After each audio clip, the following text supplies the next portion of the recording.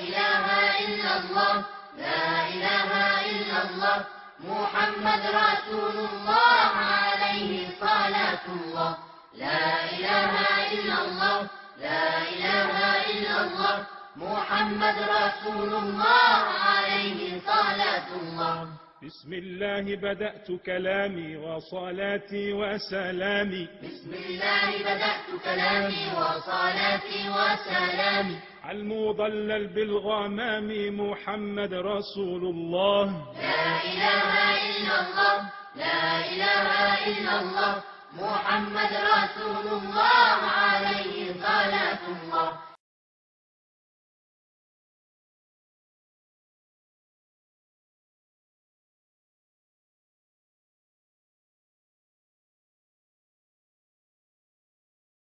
إن الحمد لله نحمده ونستعينه ونستغفره ونعوذ بالله من شرور أنفسنا ومن سيئات أعمالنا من يهده الله فلا مضل له ومن يضلل فلا هادي له نشهد أن لا إله إلا الله ونشهد أن محمدا عبده ورسوله صلوات الله وسلامه عليه وعلى آله وأصحابه أجمعين ومن تبعهم بإحسان إلى يوم الدين أما بعد. Aziz Müslümanlar, programımız yana sira hakkında olmakçı. Ötkenki programımızda Peygamber Aleyhissalatu vesselam'nın Abu Talib'a ötkilişi, yani Peygamber Aleyhissalatu vesselam Abu Talib'nin kapalatiga ötken kadar bolgan ahvallarını sözlep ötkendik. Bugün inşallah Abu Talib'a ötkendan keyin qandaq ishlarni qildi, qandaq hadislarni beshidan ötkazdi. Peygamber Aleyhissalatu vesselam rahmatan lil alamin Aleyhissalatu vesselam bu to'g'rida qisqacha to'xtalib o'tamiz inşallah. Peygamber Aleyhissalatu vesselam Abu Talib'a ötkendan keyin bir mezgil öyle boş turgan bolsa-mı, keyinki zamanlarda Abu Talib Peygamber Aleyhissalatu vesselam'ni qo'y boqishga chiqardi.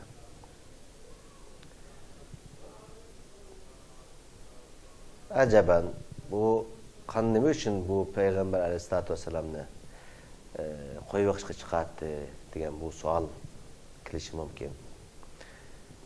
Abu Talib kambag'almidi, shunday kambag'al yashaydigan bir odamdi. Qanday ular bu Peygamber Aleyhissalatu vesselam'ni qo'y boqishga chiqardi degan bu savol kelishi mumkin. Bunga olimlar jiq izlanib, jiq tekshirib ko'rib, bu Abu Talib'ninki normalda kambag'al odam emas ekanligini, belki de Abu Talib'mi şu Qurayshliklarning ichida eng kattalardan birisi hisoblanadigan bunday bir odam ekanligini buni bizga tekshirib ko'rsatib berganlar. Ammo nima uchun Peygamber Aleyhissalatu vesselam'ni shunday hashamatli bir hayotda ekan, nima uchun Peygamber Aleyhissalatu vesselam'ni qo'y boqishga chiqargan desa, chunki qo'y boqishda nurg'ungan foyda bor. Qo'y boqish insonni yetildiradigan bir meydan, askeri meydan desek bo'ladi. Bir saha. Onun için Peygamber Aleyhissalatu vesselam'ni nəhayət yaxshi, yaramlıq adam bo'lib yetilsin uchun Abu Talib qo'y boqishga chiqargan. Biz başladık öttük birinci programda Peygamber Aleyhissalatu vesselam'nınki moşundaq yetim halatda boğallıqının ana sebebi Peygamber Aleyhissalatu vesselam'ni Allah subhanahu wa ta'ala özü perveş qılğanlığının sözü ekanligi. Bu doğru söylep ötkendi. Yana bu şunun davamı ki Peygamber Aleyhissalatu vesselam çoğun boğağı vaxtida vay bunu Abu Talib bakıp çoğun qılğandı. Abu Talib'nin ekmeğini yegen, ayaki palanının neni yegen, ustanın eşini içken degan mandaq sözler boğmaslık için Allah subhanahu ve taala onu öz himayesiga erişi için Allah subhanahu ve taala Peygamber aleyhissalatu vesselam'ni qo'y boqish yo'liga soldi. Peygamber aleyhissalatu vesselam'ninki qo'y boqish haqidagi sözleri natijiq sözleri var. Bulardan birisi Peygamber aleyhissalatu vesselam'ninki mandaq bir hadis var.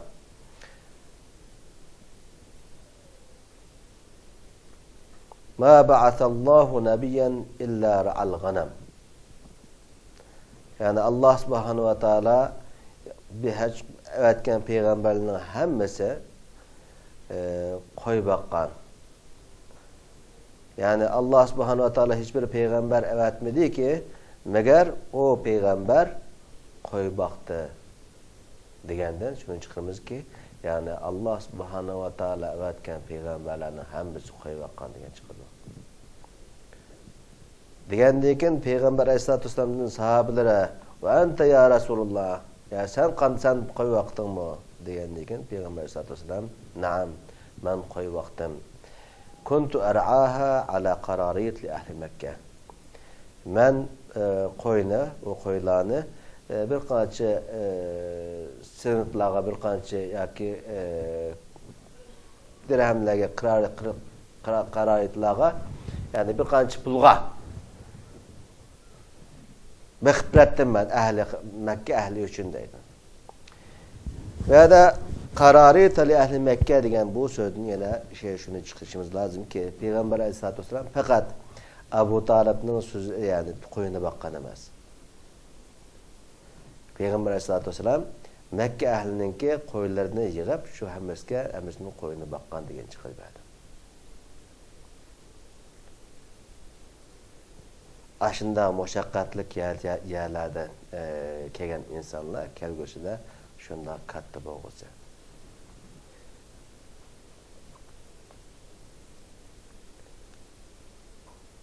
Endi bu Peygamber Aleyhissalatu vesselam biz başta deb o'tdik qo'y boqqandan keyin inson yetildiradigan bir maydon deb o'tdik. Bu meydandan qaysi bir natijalarni va qaysi foydalar chiqadi? Qo'y boqish insonga nimalarni akiladi? Bu to'g'rida shularni deyishimiz mumkin. Birinchisi Peygamber Aleyhissalatu vesselam'ga yani qo'y boqish Peygamber Aleyhissalatu vesselam'ga o'zining nafsiga ait hudu, sukunat ata qiladi. Yani shahar xalqininki g'avg'olardan, paranchiroqlardan uzak bir halatda yalğuz yaşap özgü nihayeti hudu ve sükunat bağışlaydı bu qo'y boqish. Onun için Peygamber Aleyhissalatu vesselam bu qo'y boqishni nihayeti o'zi suyungan halatda qilgan edi. İkincisi qo'y boqish insonga tabiatninki jamoli bilan bahramand bo'lishni buni ilib keladi. Yani şehirdeki insan o tağlardaki bu cemal, bu tabiat güzelliklerine göreş imkanı yok. Onun için biz şehirlikler yani tabiat kürümüz veya ki manzara kürümüz deb uzun mesafelerini kat edip uzak joylarga bilip körep kelgan işlerimiz var. Yani bu qo'y boqish mı? Shuningdek yani shahar ahlisini o'zlab chiqib yani güzel menzillerini küreş. Allah subhanahu ve taala'nın celal kudretlerininki ayetlerini telakki kılış. Allah subhanahu ve taala'nınki ayetlerinin güzelliklerini küreş imkaniyeti buludu. Qo'y boqqanda. Yana üçüncüsü bu olsa, üçüncüden Peygamber Aleyhissalatu vesselam'ninki qo'y boqishi onunla keçilerde Allah subhanahu ve taala'ga munacat kılış. Allah subhanahu ve taala'nın bu azim ve kudret şan ayetleri hakkında, delilleri hakkında, kainatları hakkında fikir tebekte bir kılış keçilere bu prosesini bildi.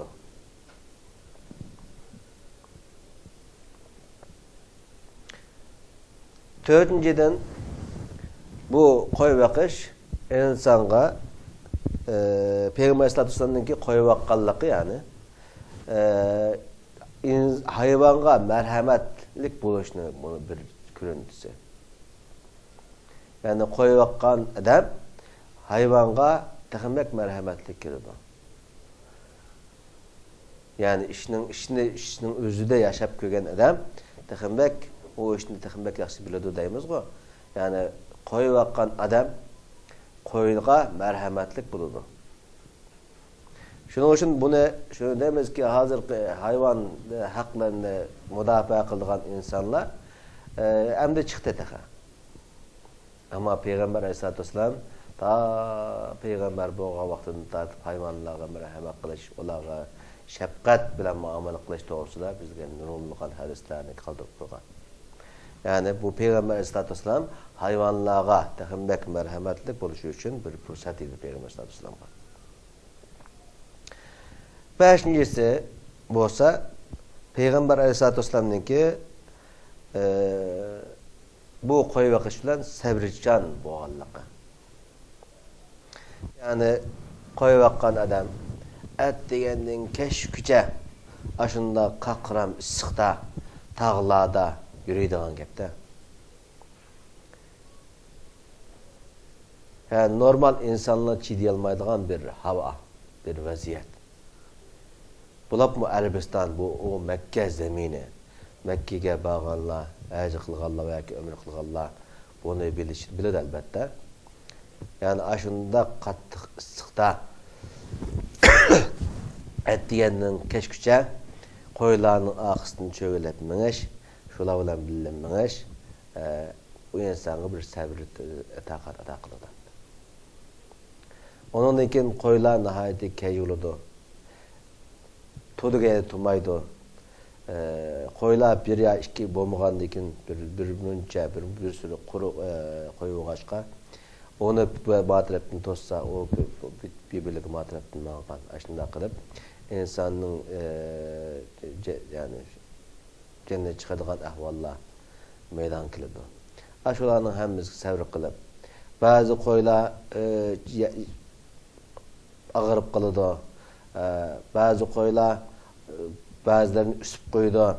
Yani hemmesine merhametlik, sabrıcanlıkla muamele kılış insana sabrını ügütüdü. Peygamber Aleyhisselatü Vesselam'a bu koyunu bakışı Peygamber Aleyhisselatü Vesselam'a alahide bir sabrı takatına takılgan.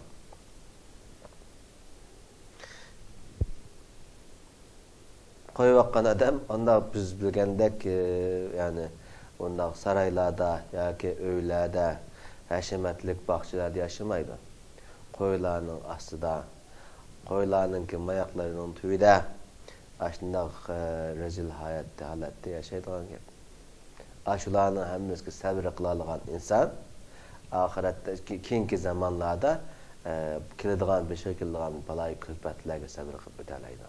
Şunu ciddi alaydı. Bulmasa aşnığa çideyemegen insanlar vay da taplam özünü koyup berişi mümkün. Hazırkı zamanımızda mı askerlerini terbiyeleyimiz dep kumandanlara askerlerini aşı arp bilen tağlağa veya ki çöllerge apırıp taşı ötüp qaytıp geldi. Özün neme tapsan ya, neme tapsan içte. Neme için? Bu askerler terbiyelenip adam bulup gelsin. Sabrını ügenson, sabr kılışını. Sabriga tayinishni ügenson. Dep shunday qildi.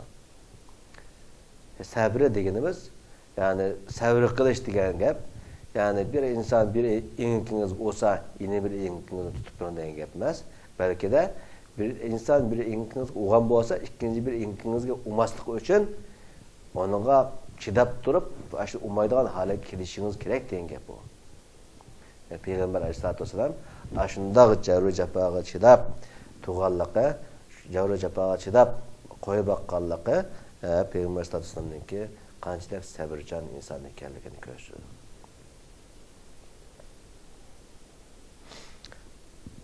Altıncısı bo'lsa Peygamber Aleyhisselatü Vesselam'ınki kemtar bo'lishi. Biz degandek koyu baqqan insan unda qasrlarda yoki saraylarda yaşamaydi. qo'ylarning ostida yashaydi. Önkörlarda yashaydi. Qo'y zamoni kelsa, qo'yni ustiga oladi. Zamoni kelgan vaqtida qo'yning ustini o'zi sag'idi. Qo'yning ustini sig'ishni qanday holatda sig'iladi? Hammadan biladi buni. Ya'ni ashundaq vaziyatlarni ko'rib turib, bu ishlarni qilish degan bu insonning kamtarligini ko'rsatadi.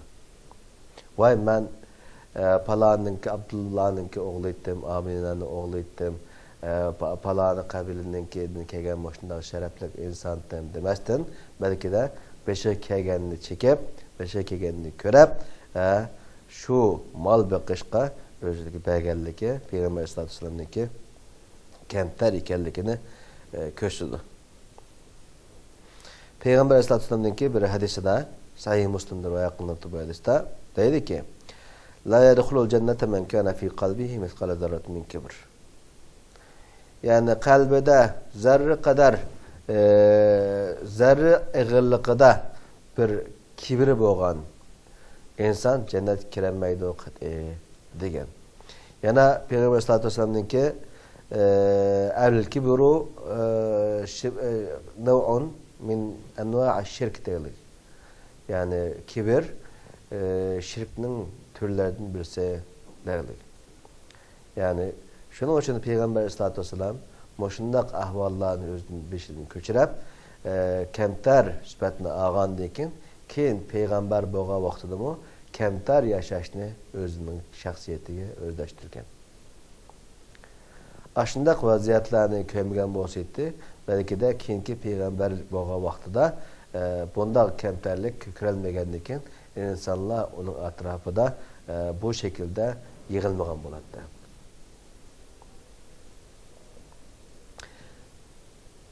Qo'y boqqa vaqtida shunda kemterlik insonda meydonga keladi. Kemterlik shaxsiyati bilan o'zlashadi. 7-inchisi bo'lsa jasoratlik bo'lish.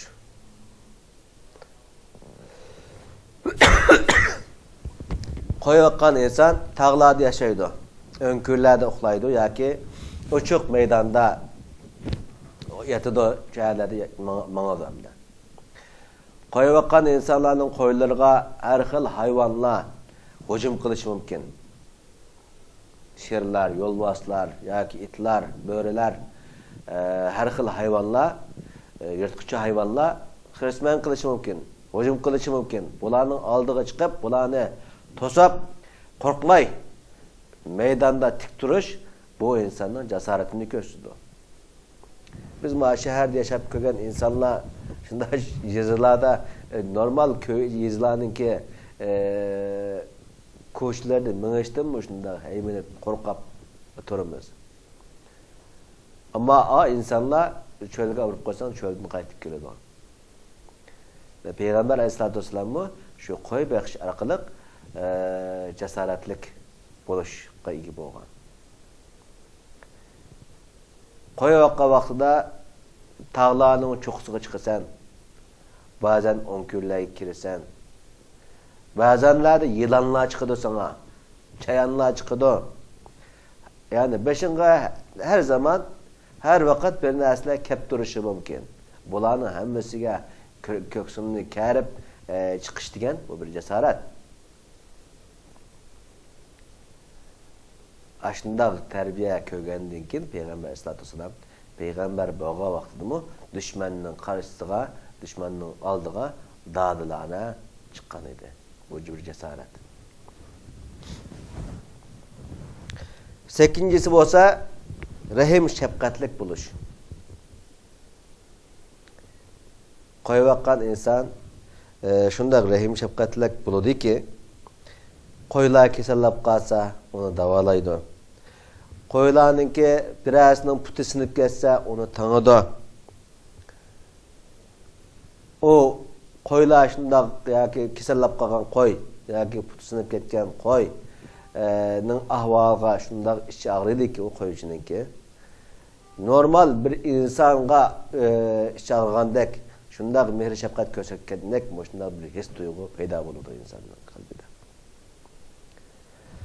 Normalde hayvanga hürmet kılgan hayvanga mehri şefkat gösterken insan elbette insanlığa mı mehri şefkat gösterdi, mehri şefkat kırdı. Olağı yakınlık bilen karaydı.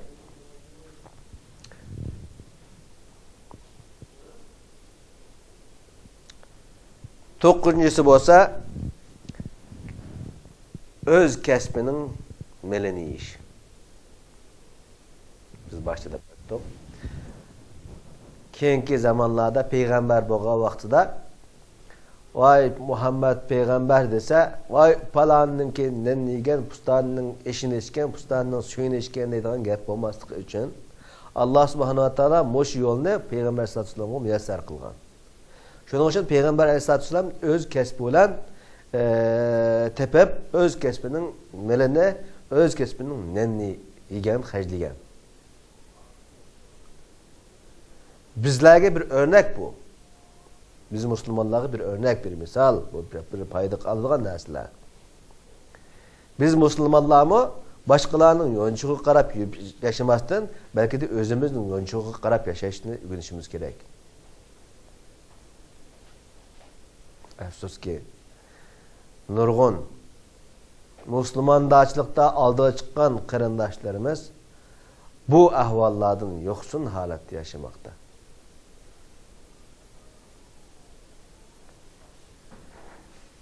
Çünkü özünün şahsiyetini yo'qotdi bu insanlar.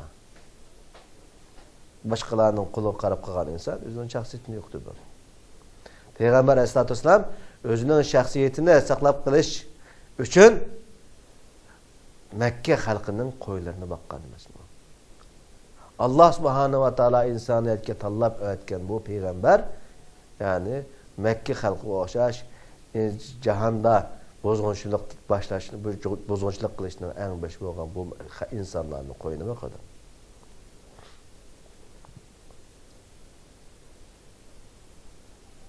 Peygamber Aleyhissalatu vesselam mandaq degan Buxoriy Muhtam radhiyallahu anhu'dan rivoyat qildi buni. Peygamber Aleyhissalatu vesselamning mandaq deganligini.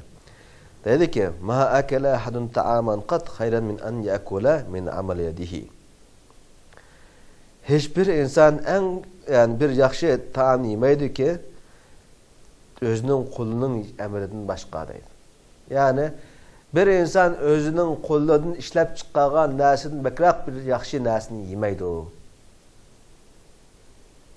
Deyişi, yani bir insan özü ishlab chiqqan, özü tapqan pulunu yeyişi, özü tapqan meleni hajlishi o insan uchun eng yaxshi narsa deganligini ifodalaydi bu adam. Ve inne nabiyallahi Davud aleyhissalatu vesselam kana yakulu min amal yadihi. Allah'ın peygamberi Davud aleyhissalatu vesselam özünün kolunun emekini yetti deydi.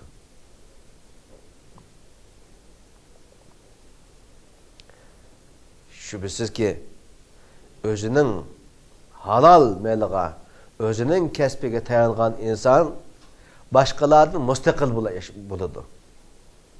Özünün hürriyetiga erişken buludu. Ama başkalarının kolu qarab qalgan insan, başkalarının ağzı qarab qilishi mümkün elbette. Hazırki bazı bir qarindoshlarimiz shunda bo'lyapti-ku. Başkalarının, baylarının beqinni so'lab shular bilan mangandan keyin ashundaq ashu baylarning so'zchisi holatga kelib qoladi bu. Peygamber Aleyhissalatu vesselam aslında baylarınki sözcüsü bulab qalmasligi uchun, baylarning beqindisi bulab qalmasligi uchun Peygamber Aleyhissalatu vesselamga Allah subhanahu va taolo shunda qo'yib yoqish yo'lini ochib bergan.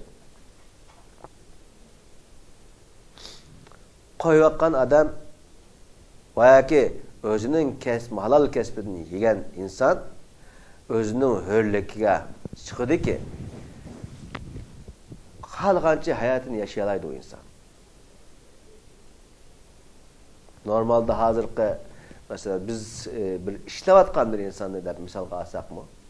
Özünün işini öze kılgan insan xalqancha bir yerlere berip kelalaydı, xalqan işlerini kılalaydı.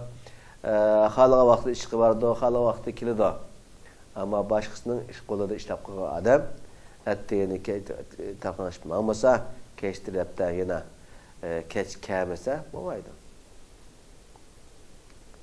Yani addiy bir misalga alsak, onun beqindi bo'ldi demasakmi buni? Yani boshqalarning qo'lida ishlagan inson shunday holatda. Yani ishlab turib o'zininki peshonasining tarini olgan insonlar o eng yaxshisi. Ammo bu onda ishlamasdan balki de o'zininki hurmatini shu boyga atab, shu boyninki qanoti ostida yashab kelgan insonlar o'zi hur holatda, mustaqil holatda bir ishlarni qilmaydi bular. Chunki uning akasi o beyi ruxsat qilmaydi. Peygamber Aleyhisselatü Vesselam aşındağı şahsiyeti muhkemmel olsun, müstehkem olsun. Başkalarının şahsiyeti bilen bağlanıp kalması için Allah Subhanahu wa Taala onunla yani koy bakışını onun yolunu işbergen.